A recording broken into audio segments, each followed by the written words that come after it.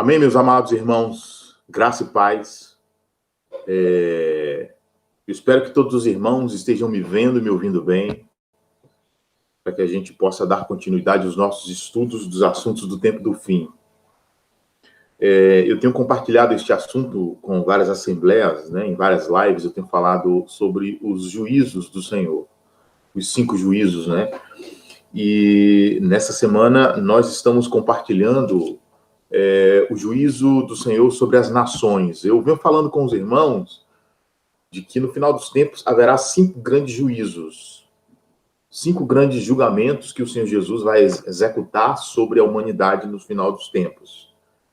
O primeiro grande julgamento é aquele que é dito pelo apóstolo Pedro, na sua primeira epístola, quando ele diz que é chegado o tempo, na verdade, se não me engano, não me foge a memória, acho que é a segunda epístola de Pedro, ele diz que é chegado o tempo do juízo começar pela casa de Deus. Então, Pedro, nesse texto, ele está se referindo ao juízo do tribunal de Cristo, aquilo que aparece lá, esse texto, né? Aparece lá em 1 Coríntios, capítulo 5, 2 Coríntios, desculpe, 2 Coríntios, capítulo 5, versículo 10, onde o Paulo diz: importa que todos nós compareçamos diante do tribunal de Cristo, para que cada um receba segundo o bem ou mal que tiver feito por meio do corpo. Então, esse é o primeiro julgamento. O primeiro juízo é o juízo da igreja. Então, nós, cristãos, compareceremos no tribunal de Cristo antes de todos os outros. O segundo julgamento, ele vai ocorrer no final da grande tribulação. É onde é o chamado juízo do Vale de Josafá, onde o Senhor vai convocar todas as nações para o Vale de Josafá e julgará essas nações ali. Né? E esse julgamento é aquele mesmo que aparece ali no capítulo 25 de Mateus. Nós vamos nos deter falando um pouquinho sobre esse texto hoje. Mateus, capítulo 25, quando Jesus ele reúne as nações, né? E o texto diz que ele separa uns dos outros como o pastor separa dos cabritos ovelhas, né? E ele vai julgar as nações, né? E vai pedir conta a eles, né? E alguns serão salvos, né? Porque o Senhor dirá: eu estive com fome e me deste de comer. E eles vão dizer: quando, Senhor, fizemos isto? E o Senhor vai dizer: quando fizestes a cada um desses meus irmãos, a mim o fizeste. Então, essas pessoas, aquele julgamento é o julgamento das nações no final da grande tribulação. O terceiro julgamento, muito importante, que vai ocorrer, é o julgamento das 12 tribos de Israel. Está tanto no Evangelho de Mateus como no Evangelho de Marcos. O Senhor Jesus, ele diz, o Evangelho de Lucas. O Senhor Jesus diz aos discípulos: vós vos assentareis em tronos e julgareis as 12 tribos de Israel. Então, nós vamos ver, não hoje, porque o tempo não dá para ver todos os juízos ao mesmo tempo, tá? Mas nós veremos como ocorrerá esse juízo, né? Com base em que Deus os julgará, o que estará em jogo neste julgamento das 12 tribos de Israel. E existirão os dois últimos grandes julgamentos que ocorrerá. O julgamento dos anjos caídos, tá? A gente lembra que em 1 Coríntios, o apóstolo Paulo diz assim: não sabeis que havemos de julgar os próprios anjos e que o mundo também há de ser julgado por nós? Então, os anjos caídos, né? Aqueles anjos que se rebelaram, né? Que seguiram após Lúcifer na sua rebeldia, na sua rebelião contra o Senhor.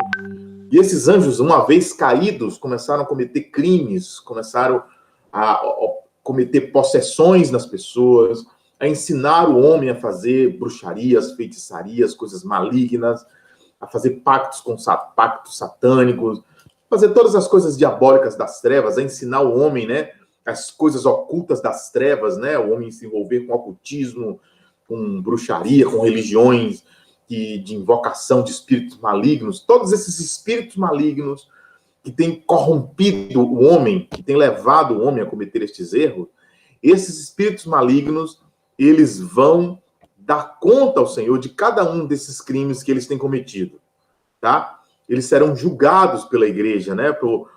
Pelos vencedores, vão se sentar em tronos, e quando o Senhor for julgar cada um desses anjos, Satanás e todos esses demônios, né, esses espíritos malignos, eles haverão de ser julgados pelo Senhor, juntamente com os seus cristãos vencedores. E o último grande julgamento que ocorrerá é o julgamento do grande trono branco. Está lá em Apocalipse, capítulo 20. O Senhor, a palavra de Deus diz que o Senhor Jesus se sentará num grande trono branco e deste trono fugirá os céus e a terra. E diz que ele ressuscitará todos os mortos, né? Todos os mortos, desde os dias de Adão até o final do milênio, eles vão ressuscitar. E eles serão julgados conforme as suas obras e conforme o que se acha escrito nos livros das obras. Né? E o texto diz, né, deu mar os mortos que nele havia. Aqueles mortos que morreram no mar, morreram em naufrágios, né, cujos corpos nunca foram resgatados, né? A Bíblia diz, deu o mar os mortos que nele havia. Então, esses corpos que estão nas profundezas do mar, eles vão ressuscitar, né? Vão sair das profundezas das águas, vão sair de dentro das sepulturas e vão comparecer aquela multidão incontável de pessoas que vão ser julgadas.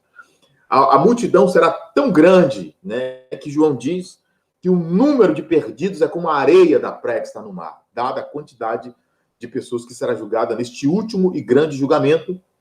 E a Bíblia diz que aquele que não foi achado inscrito no livro da vida, este foi lançado para dentro do lago do fogo.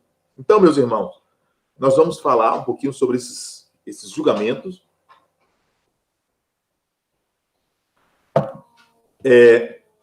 Nós falamos um pouco sobre, nas semanas passadas, falamos um pouquinho sobre o julgamento do Tribunal de Cristo, né? Falamos um pouco sobre isso. Nós falamos um pouquinho para onde irá os cristãos que não forem vencedores, né? Porque a Bíblia nos fala, no livro de Apocalipse, fala sobre os vencedores, né? Então significa que no meio do povo de Deus haverá vencedores e haverá perdedores. E a Bíblia nos faz entender, né, que os vencedores irão participar das bodas do Cordeiro, irão reinar com Cristo os 1000 anos. No entanto, os perdedores, de acordo com alguns textos da palavra de Deus, como Mateus capítulo 25, Mateus capítulo 18, Mateus capítulo 5, nos mostra que algumas pessoas, os não vencedores, ficarão nas trevas exteriores. Né? Eles serão disciplinados, eles serão punidos pelo Senhor, porque viveram uma vida cristã relapsa, que foram desobedientes ao Espírito Santo, foram desobedientes à palavra de Deus, porque mesmo conhecendo a vontade de Deus, foram rebeldes a esta vontade. Então, esses crentes serão disciplinados por Deus. Eles não vão gozar do privilégio de participar das bodas do Cordeiro. Eles não vão reinar com Cristo 1000 anos.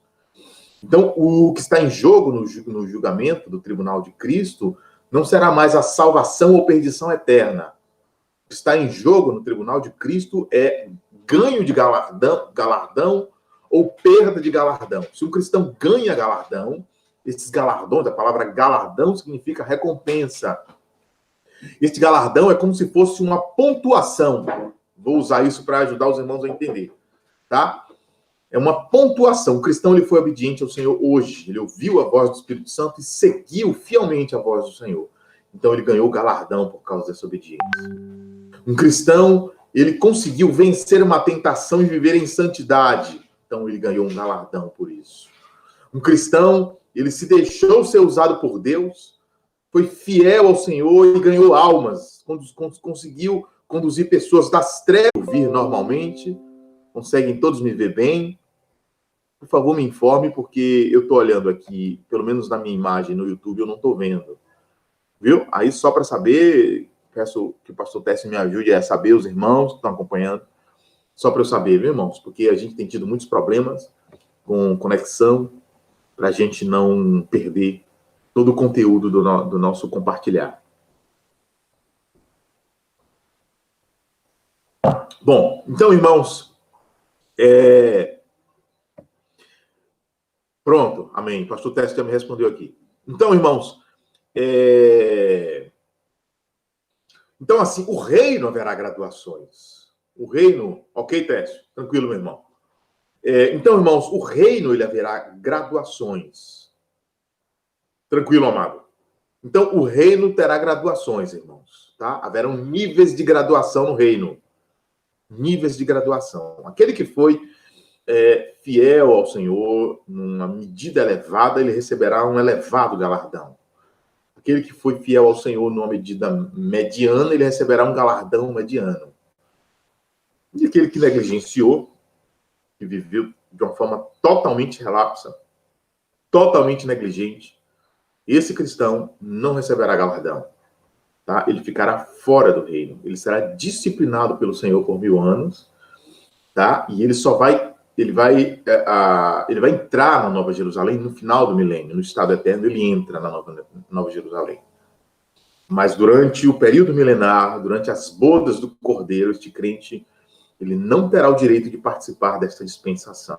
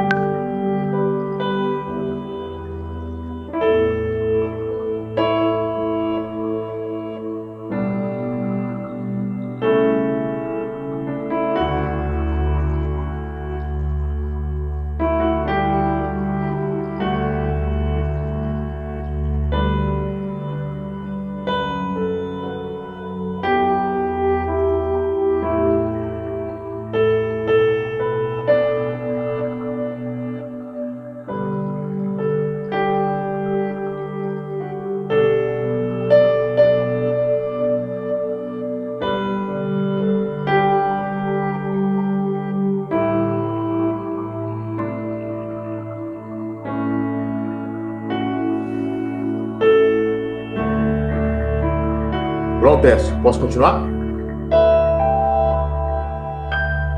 Na verdade, caiu, Décio. Caiu sozinho.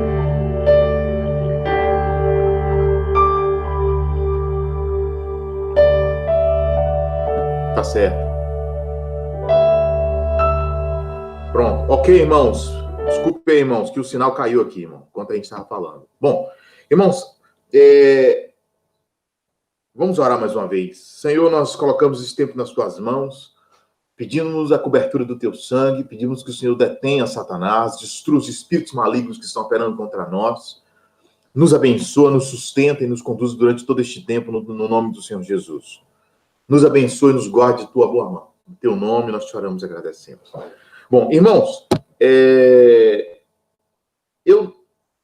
vamos abrir rapidinho em Mateus capítulo 25. Mateus 25. Mateus 25, vamos ler o versículo 31. Quando vier o Filho do Homem, na sua majestade e todos os anjos com ele, então se sentará no trono de sua glória, todas as nações serão reunidas na sua presença, e ele separará uns dos outros, como o pastor separa dos cabritos as ovelhas, e porá as ovelhas à sua direita, mas os cabritos à sua esquerda. Então dirá o rei aos que estiverem à sua direita: vinde, benditos de meu Pai, entrai na posse do reino que vos está preparado antes da fundação do mundo, porque tive fome e me deste de comer, tive sede e me deste de beber, era forasteiro e me hospedaste, estava nu e me vestiste, preso e foste ver-me. Então, perguntarão justos: Senhor, quando foi que te vimos com fome e te demos de comer, ou com sede e te demos de beber? E quando te vimos forasteiro e te hospedamos, ou nu e te vestimos? E quando te vimos enfermo ou preso e te fomos visitar? O rei respondendo lhes dirá: em verdade vos afirmo que sempre que o fizesse a um desses meus pequeninos irmãos, a mim o fizesse. Então o rei dirá também aos que estiverem à sua esquerda: apartai-vos de mim, malditos, para o fogo eterno preparado para o diabo e seus anjos. Porque tive fome e não me deste de comer, tive sede e não me deste de beber, sendo forasteiro não me hospedaste, estando nu não me vestiste, achando-me enfermo e preso não foste ver-me. E eles lhes perguntarão: Senhor, quando foi que te vimos com fome, com sede, forasteiro, nu, enfermo ou preso e não te assistimos? Então lhes responderá: em verdade vos digo que sempre que eu o deixasse de fazer a um desses mais pequeninos,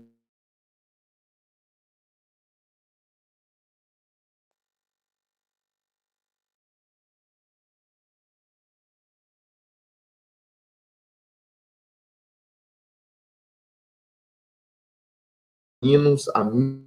Muitas pessoas pensam que este texto de Mateus capítulo 25 está se referindo ao julgamento da igreja. Esse julgamento aqui não é o julgamento da igreja. Esse julgamento, ele é o julgamento das nações. Reparem que quando o texto fala no início, no versículo 32, ele diz assim: todas as nações serão reunidas na sua presença, e ele separará uns dos outros, como o pastor separa dos cabritos as ovelhas. Então, esse texto não está se referindo à igreja. Esse julgamento aqui não é o julgamento da igreja. Esse julgamento aqui é o julgamento das nações.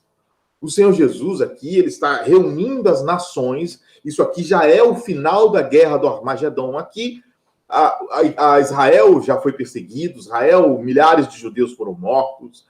Muitos cristãos foram perseguidos e mortos.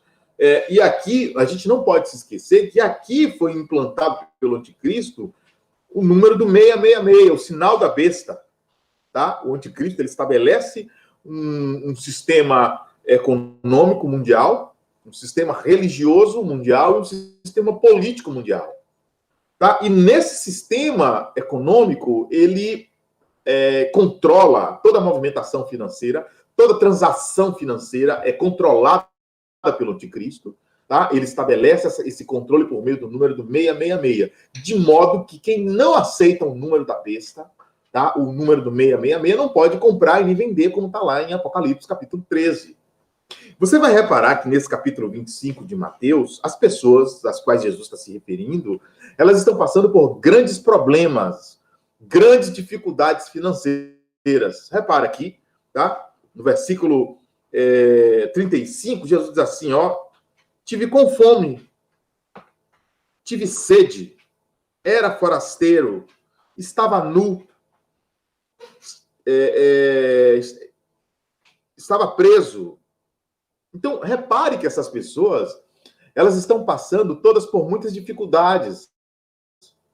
Essas pessoas estão passando por dificuldades. O que é que isso nos faz entender? Isso aqui é o final da tribulação.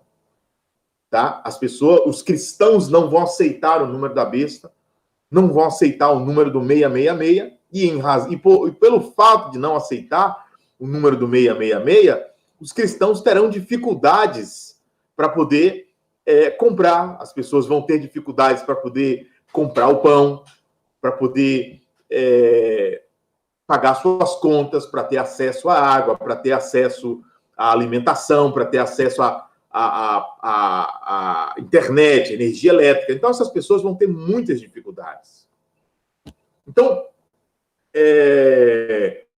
porque eles não vão aceitar colocar o número da besta, os cristãos. Então, só que essas pessoas, os cristãos, nesta época, na grande tribulação, eles serão ajudados por algumas pessoas das nações. Tá? E são essas pessoas que, quando Jesus se manifestar, ele vai, separar uns dos outros, como o pastor separa dos cabritos as ovelhas. Esses que são chamados de ovelhas são aqueles que ajudaram os cristãos, que são colocados à direita do Senhor. E aqueles que são colocados à esquerda do Senhor são chamados pelo próprio Senhor, de cabritos. Tá? São chamados de cabritos. Tá? Esses que são colocados à direita, eles têm o privilégio de entrar na eternidade. Mas os que são colocados à esquerda, eles são condenados ao fogo eterno. Aí você pergunta, mas o que é que qualifica essas pessoas a poder entrar na eternidade? Repare que Jesus está dizendo, eu tive com fome e você me deu de comer. Tive sede e você me deu de beber. Estive preso e foste ver-me, estive enfermo e visitaste-me. E eles vão dizer, Senhor, quando foi que te vimos com fome, com sede, preso, enfermo, te visitamos? Quando foi? E o Senhor dirá, quando fizestes a um desses meus pequeninos irmãos, a mim o fizeste. Quem são esses irmãos que Jesus está se referindo? São os cristãos. Nós, cristãos, somos irmãos do Senhor Jesus. A gente não pode esquecer que no livro de Mateus, no livro de Romanos, no capítulo 8, no versículo 29, a Bíblia diz que aquele que de antemão nos conheceu também nos predestinou para sermos conformes à imagem do seu Filho Jesus, a fim de que ele, Jesus, seja o primogênito entre muitos irmãos. O que é o primogênito? Primeiro, Jesus, ele é o nosso irmão mais velho. Então, ele é o primogênito, ele é o nosso irmão mais velho.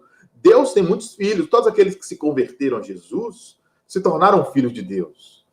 Só que dentre esses filhos todos, Jesus, ele é o filho.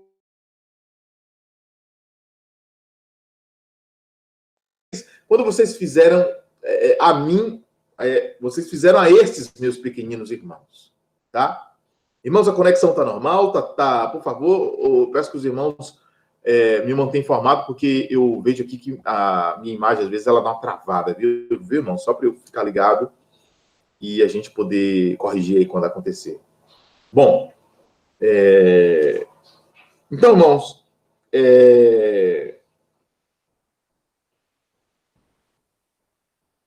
o que é que vai levar essas pessoas a ajudarem os cristãos durante a grande tribulação? Essas pessoas serão movidas pelo quê? O que é que vai mover essas pessoas a ajudar os cristãos? Abra comigo sua Bíblia em Apocalipse capítulo 14, irmão. Apocalipse capítulo 14. Abra comigo sua Bíblia.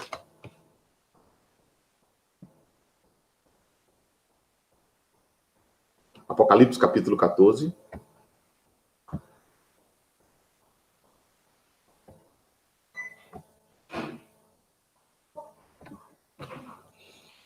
Apocalipse capítulo 14, vamos ler.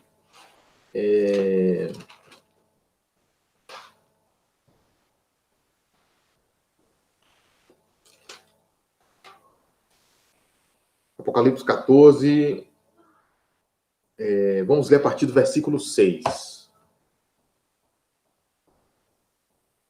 Apocalipse 14, verso 6. Vamos ler, irmãos, vamos ler o verso 6. Vi outro anjo voando pelo meio do céu, tendo o evangelho eterno para pregar aos que se assentam sobre a terra, a cada nação, e tribo, e língua, e povo, dizendo em grande voz, temei a Deus e dai-lhe glória, pois é chegada a hora do seu juízo, e adorai o que fez o céu, a terra, o mar e as fontes das águas. Seguiu-se a outro anjo, segundo, dizendo: caiu a grande Babilônia, que tem dado a beber a todas as nações do vinho da fúria da sua prostituição. Seguiu-se a este um terceiro, dizendo em grande voz: se alguém adora a besta, a sua imagem, recebe a sua marca na fronte e sobre a mão, também este beberá do vinho da cólera de Deus, preparado sem mistura, do cálice da sua ira, e será atormentado com fogo e enxofre diante dos seus anjos, na presença do Cordeiro. A fumaça do seu tormento sobe pelos séculos dos séculos e não tem descanso algum, nem de dia nem de noite. Os adoradores da besta e da imagem, e quem quer que receba a marca do seu nome. Aqui está a perseverança dos santos, os que guardam os mandamentos de Deus e têm fé em Jesus. Então, o que é que acontece? Quando o anticristo estabeleceu o número do 666, colocar a sua própria imagem no santo lugar, exigir que as pessoas o adorem como se ele fosse Deus, Deus terá uma reação. O Senhor não vai permitir que ele faça isso livremente, mas o Senhor vai fazer com que um anjo saia pregando um evangelho eterno. É importante salientar que anjo, a ideia de anjo, né, a palavra anjo significa mensageiro. Então a gente não sabe exatamente como isso vai acontecer. Como é que vai ocorrer essa propagação, tá? A gente nós não temos clareza de como esse evangelho eterno será pregado. Se é um anjo, se é um ser alado mesmo, né, que de alguma forma vai pregar para as nações, ou alguém que Deus vai usar para poder fazer com que o seu evangelho, esse evangelho eterno, seja pregado a todas as nações. Então, o evangelho eterno, ele diz: temei a Deus e dá-lhe glória. Tá? Não tema o anticristo. Em outras palavras, é isso que Deus estará dizendo às nações. Não tema o anticristo e nem adore o anticristo. Não aceite o número da besta. Temei a Deus e dá-lhe glória. Então, as pessoas, elas vão temer a Deus, né? Porque o anjo, o segundo anjo, ele sai dizendo assim, ó: se alguém adora a besta e a sua imagem, e recebe a sua marca na fronte, né, que é a testa, ou sobre a mão direita, também esse beberá do vinho da cólera, da ira de Deus, preparado sem mistura do cálice da sua ira, e será atormentado com fogo e enxofre diante dos anjos, na presença de Deus, do Cordeiro. A fumaça do seu tormento sobe pelos séculos dos séculos e não tem descanso algum. Tá vendo? Deus está dizendo que se alguém adorar a besta, será condenado por toda a eternidade. Então as pessoas temerão a Deus. Muitas, não todas, mas muitas pessoas irão temer a Deus e não irão servir o anticristo, não irão adotar o número do 666. Então, o que é que vai acontecer? Essas mesmas pessoas que ouviram este evangelho eterno, elas vão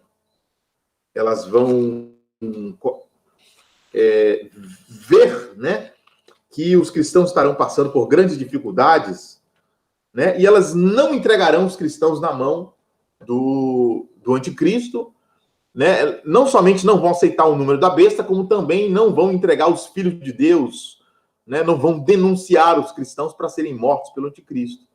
Então eles vão ver os crentes com fome, vão dar de comer, vão ver com sede, vão dar de beber. Tá? Eles vão ver os cristãos forasteiros, vão hospedar, fugindo de uma cidade para outra. Eles vão ver o cristão sem roupa, eles vão dar vestes. Eles vão ver os cristãos enfermos e vão visitar, vão ver os cristãos presos e vão visitar. Então, quando o Senhor Jesus voltar, ele vai reconhecer o que essas pessoas fizeram pelo seu povo. E ele dirá a essas pessoas: vinde bendito de meu Pai, entrai na posse do reino que vos está preparado antes da fundação do mundo, porque vocês fizeram isso a cada um dos meus pequeninos irmãos. Tá vendo, irmão? Essa será a recompensa dessas pessoas. Essas pessoas serão recompensadas pelo Senhor, porque eles socorreram os cristãos durante o período da grande tribulação. E uma outra coisa que nós temos que salientar é que na eternidade, essas pessoas, elas... Abra comigo sua Bíblia aí em Apocalipse, capítulo 21. Abra comigo agora a sua Bíblia. Apocalipse, capítulo 21.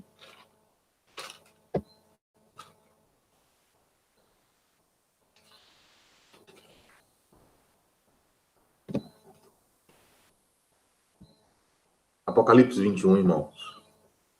Vamos ler. Vamos ler os primeiros versículos de Apocalipse, capítulo 21. Vamos ler a partir do versículo 1. Esse capítulo 21 de Apocalipse, ele já está falando da eternidade. Isso aqui já é o estado eterno, tá? Isso aqui não é mais o milênio, já é a eternidade, tá? Repare. Vi novo céu e nova terra, pois o primeiro céu e a primeira terra passaram e o mar já não existe. Vi também a cidade santa, Nova Jerusalém, que descia do céu da parte de Deus, ataviada como noiva adornada para o seu esposo. Então ouvi grande voz vinda do trono, dizendo: Eis o tabernáculo de Deus com os homens. Deus habitará com eles, eles serão povos de Deus, e Deus mesmo estará com eles. Eles enxugará dos olhos toda lágrima, a morte já não existirá, já não haverá luto, nem pranto, nem dor, porque as primeiras coisas passaram. E aquele que está sentado no trono disse: Eis que faço nova todas as coisas, e acrescentou: Escreve, porque essas palavras são fiéis e verdadeiras. Então, aqui em Mateus 21, nós já temos a eternidade. Isso aqui já é novos céus e nova terra, tá?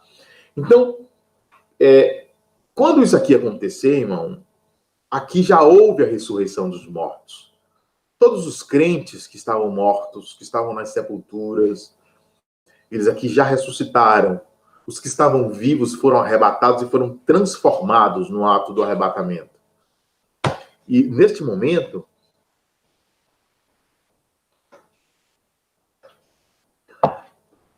eles foram arrebatados e, uma vez que eles foram arrebatados e foram ressuscitados, eles receberam corpos novos, corpos gloriosos. Tá? O apóstolo Paulo, em 1 Coríntios, capítulo 15, quando ele fala da ressurreição, ele diz assim que... Deixa eu só ler o texto, irmão. 1 Coríntios, capítulo 15. O apóstolo Paulo, ele diz assim...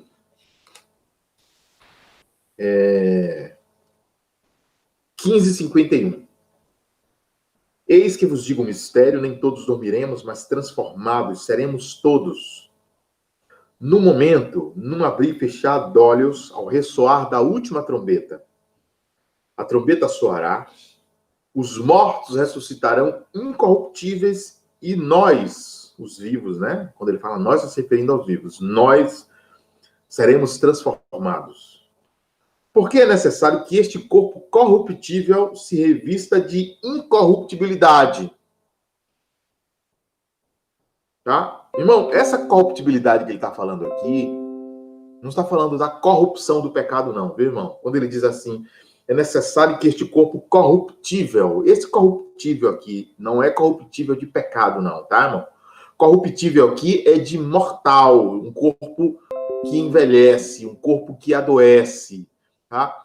Existem pessoas que têm deficiência, são portadores de deficiência, tem pessoas que são portadores de deficiência visual, cristãos, né? Servo de Deus. São portadores de limitações físicas, né? Pessoas que são paralíticos, pessoas que são tetraplégicos, pessoas que são cegos, tá? Tem pessoas que têm algum grau de déficit mental. Tem pessoas que têm membros do corpo mutilado, não tem um braço ou outro, não tem pernas, ou tem problemas crônicos, né? Problemas renais, né? Os rins não funcionam, né? Tem que fazer hemodiálise. Então, quando houver a ressurreição dos mortos, quando houver a ressurreição e o arrebatamento, que o corpo, este corpo corruptível, ele for revestido de incorruptibilidade. Ou seja, essas pessoas que são portadores de deficiência, eles não vão mais ter essas deficiências. Eles terão corpos perfeitos. O cego vai voltar a enxergar, tá? O paralítico, né? Ele vai voltar a andar, vai ter um corpo normal que ele ande. As pessoas que têm problema renal não vão ter mais problemas renais, seus rins vão funcionar normalmente, Tá? Então, todo e qualquer tipo de deficiência física vai simplesmente ser tragado pelo corpo glorioso. Entenderam? Então, quando Paulo diz é necessário que este corpo corruptível se revista de incorruptibilidade e o corpo mortal se revista de imortalidade, ele está falando disso, tá? Do envelhecimento, né? A gente tem alguns cabelos brancos, né? Ou pouco cabelo na testa caindo, né? Um pouquinho calvo, tá? Quando nós formos revestidos por um corpo glorioso, tá? Os nossos cabelos brancos vão sumir. A nossa calvície vai sumir. A gente não vai precisar usar óculos, né? Nossas vistas vão funcionar perfeitamente. Então, na ressurreição, isso vai acontecer. Então, quando nós... Agora, abra sua Bíblia comigo aí, deixa em Mateus, ou Apocalipse, capítulo 22. Apocalipse, capítulo 22. Repare uma coisa. Apocalipse, capítulo 22, versículo 1, diz o seguinte: Então, me mostrou o rio da água da vida, brilhante como cristal, que sai do trono de Deus e do Cordeiro. No meio da sua praça, de uma e de outra margem do rio, está a árvore da vida, que produz 12 frutos, dando seu fruto de mês em mês. E as folhas da árvore são para a cura dos povos. Nunca mais haverá qualquer maldição. Nela estará o trono de Deus e do Cordeiro, e os seus servos o servirão. Contemplarão a sua face, e nas suas frontes estará o nome dele. Então já não haverá noite, nem precisam de luz, de candeia, nem da luz do sol, porque o Senhor Deus brilhará sobre eles, e eles reinarão pelos séculos dos séculos. Bom, irmão, repare uma coisa, que o texto diz, né, que no meio da praça, no versículo 2, no meio da praça, de uma e de outra margem, está a árvore da vida que produz 12 frutos, dando seu fruto de mês em mês. E as folhas da árvore são para a cura das nações, ou cura dos povos. Aí você se pergunta, mas pelo amor de Deus, por que ainda vai haver necessidade de cura dos povos, se aqui já estamos na eternidade, se aqui já é a eternidade, se aqui os crentes já foram ressuscitados e arrebatados e estão em corpos gloriosos, se aqui aquilo que é mortal já foi tragado pelo imortal e aquilo que é corruptível já foi revestido do incorruptível. Por que haverá necessidade aqui, então, de cura? Porque esta cura, meus irmãos, não é para nós cristãos. Esta cura será para aquelas pessoas que ajudaram os crentes na tribulação. Aqueles que Jesus está dizendo, eu tive fome e você me deu de comer, sede me deu de beber, estava preso e foste ver-me. Vinde, bendito de meu Pai, porque tive fome. Está vendo? Essas pessoas ouviram o evangelho eterno, temeram a Deus, serviram a Deus, não aceitaram, tá, a ameaça do anticristo, e essas pessoas socorreram o cristão. Por causa disso, o Senhor introduzirá essas pessoas. Durante a eternidade, essas pessoas não vão entrar na Nova Jerusalém. Eles não vão fazer parte da Nova Jerusalém, eles vão fazer parte das nações. Ao redor da Nova Jerusalém haverá nações. Haverá nações ao redor da Nova Jerusalém, e essas nações serão habitadas pelas pessoas que ajudaram os crentes na tribulação. Só que essas pessoas não terão, como nós, corpos gloriosos. Essas pessoas, elas terão seus corpos, né, normais, mas elas vão permanecer vivendo eternamente, colhendo das folhas da árvore da vida, tá? E se alimentando da folha da árvore da vida e perpetuando a sua existência por meio das folhas da árvore da vida. Repare que o texto está dizendo, né, que nunca mais haverá qualquer maldição. Ou seja, esse texto está se referindo às nações. Não vai haver maldição mais sobre as nações. Está vendo? Por que a Bíblia diz que não haverá, nunca mais haverá qualquer maldição?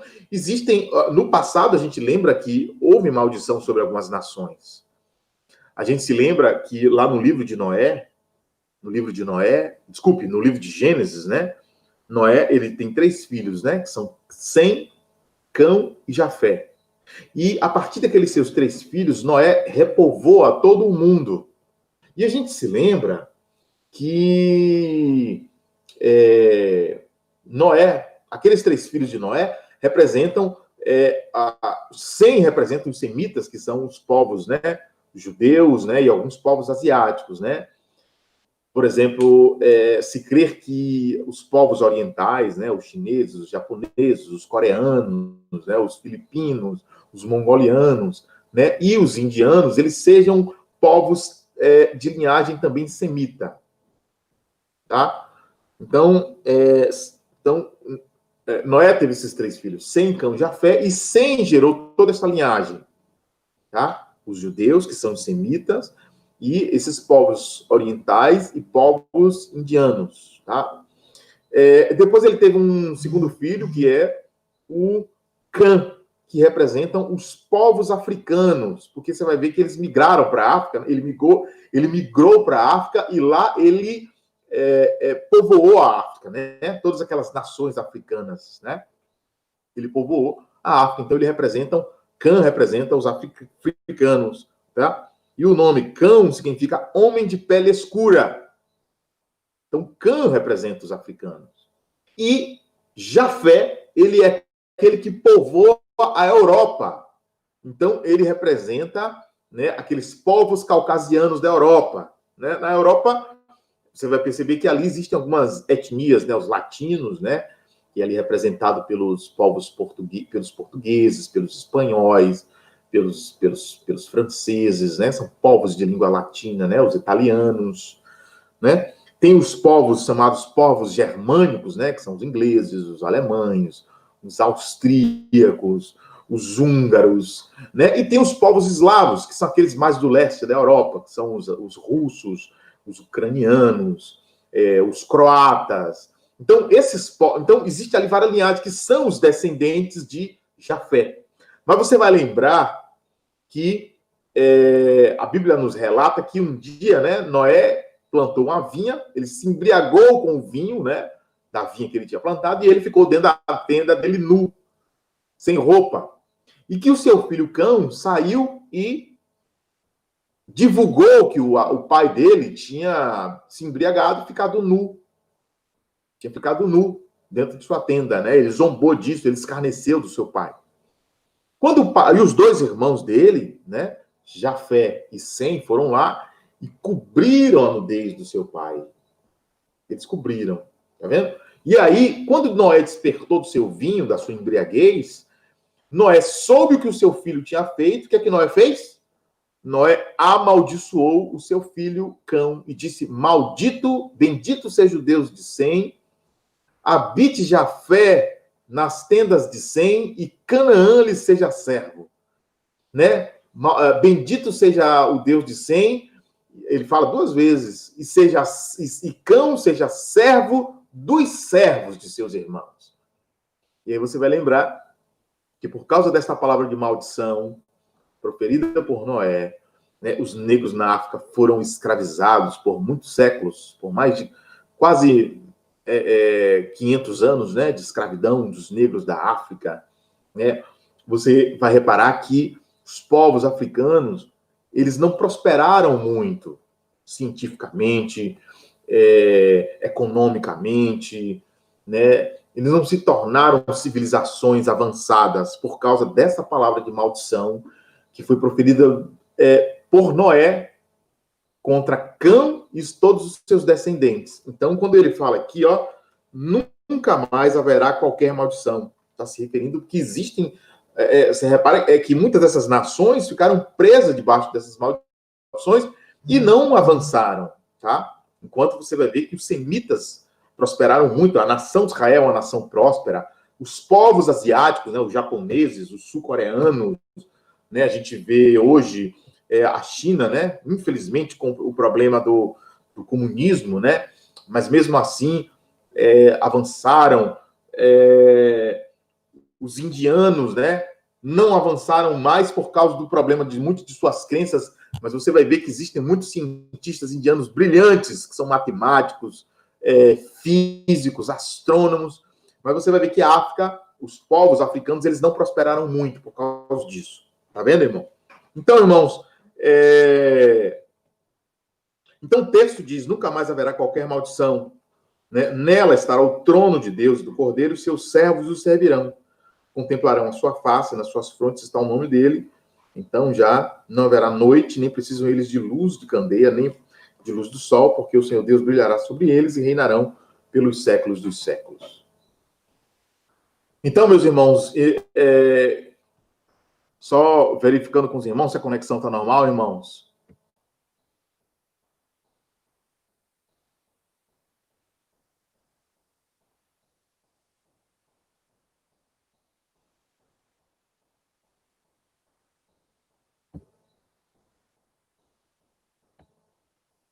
Ok, teste está me informando aqui que a imagem está travando, mas que o áudio está bom. Bom, então, irmãos, então é isso. Esse julgamento, essas pessoas que foram salvas, né, pelo Senhor, elas vão permanecer nas nações, enquanto as outras que não ajudaram, né, os cristãos, não aceitaram o evangelho eterno, essas pessoas perecerão por toda a eternidade. Tá? Então, este julgamento é o julgamento das nações no final da grande tribulação. Tá? Esse julgamento é o julgamento do Vale de Josafá. Abra comigo sua Bíblia no livro de Joel, um último texto, para a gente só verificar o cumprimento dessa profecia. O livro do profeta Joel. Abra comigo Joel, capítulo 3, irmãos.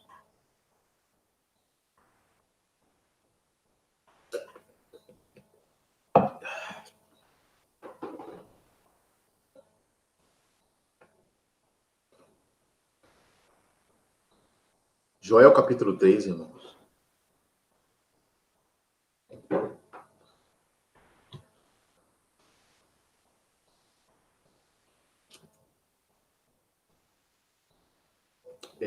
Joel 3. Vamos ler a partir do versículo 1. Eis que naqueles dias e naquele tempo em que mudarei a sorte de Judá e Jerusalém, congregarei todas as nações e as farei descer ao vale de Josafá, e ali entrarei em juízo contra elas por causa do meu povo e da minha herança Israel, a quem eles espalharam por entre os povos, repartindo a minha terra entre si. Lançaram sorte sobre o meu povo e deram meninos por meretrizes e venderam meninas por vinho que beberam. Então, no verso 2, ele está dizendo, farei descer ao vale de Josafá e ali entrarei com elas, tá? Congregarei todas as nações e as farei descer ao vale de Josafá e ali congregarei e entrarei em juízo contra elas por causa do meu povo. Então, esse texto de Mateus, capítulo 25, que nós acabamos de ler, se refere ao julgamento do vale de Josafá. Então, irmãos, esse é o juízo da grande tribulação, tá? Esse julgamento é o juízo da grande tribulação, e haverão agora ainda, né? Mas outros juízos, que é o juízo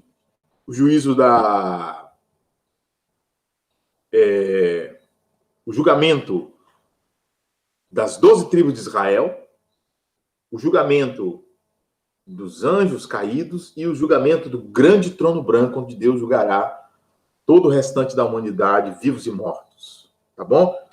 Então, irmãos, a nossa carga para hoje foi essa. Vamos orar, agradecer a Deus. Tá? Eu sei que a imagem não está ajudando muito, mas eu acho que o áudio dá para, numa qualidade razoável, dá para os irmãos ouvir e compreender a minha fala. Irmão, vamos orar, irmãos, e agradecer a Deus, tá? Porque até aqui nos sustentou e nos ajudou o Senhor. Senhor, nós nos curvamos mais uma vez diante da sua santa e majestosa presença e agradecemos ao Senhor pela tua gloriosa e majestosa palavra, Senhor. Pedimos que o Senhor continue nos sustentando, nos abençoando e nos fortalecendo, Senhor. Nos encorajando e nos despertando, nos fazendo vigiar e estar preparados para a tua volta. Derrama mais luz sobre nós e sobre a sua palavra para que compreendamos todos os eventos do fim dos tempos e não fiquemos tateando no escuro como quem não consegue entender todas as coisas que estão acontecendo ao nosso redor. Nos abençoe, nos guarde, nos sustente durante todo este final de semana, nos ajude a continuar cultuando ao Senhor, mesmo nos nossos lares, nos ajude a continuar te buscando em nome de Jesus.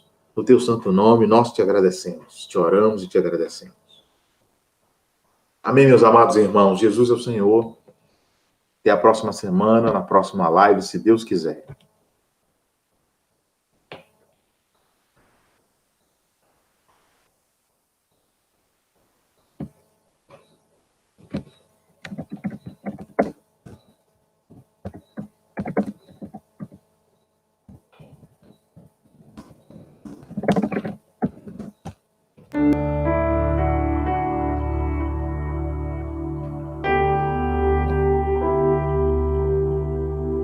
Oi, Técio, consegue me ouvir?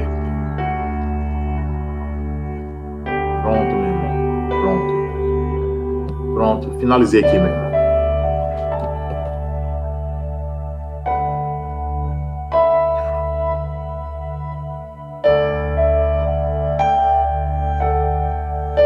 Amém. Ô, Técio, esse problema eu preciso verificar se é a minha conexão,